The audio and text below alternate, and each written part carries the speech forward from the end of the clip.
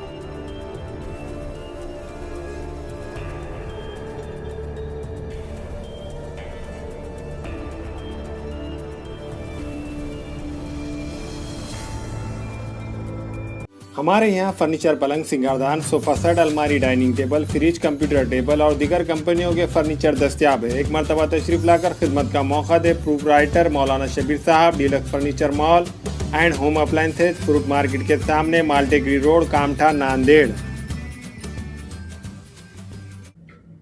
अस्सलाम वालेकुम, मैं इमरान खान। हमें उम्मीद है कि आपको हमारा चैनल अच्छा लगता होगा। लेटेस्ट न्यूज़ के लिए देखते रहिए नांदेड़ उर्दू न्यूज़, और न्यूज़ के पसंद आने पर लाइक, शेयर और सब्सक्राइब करना ना भूलें।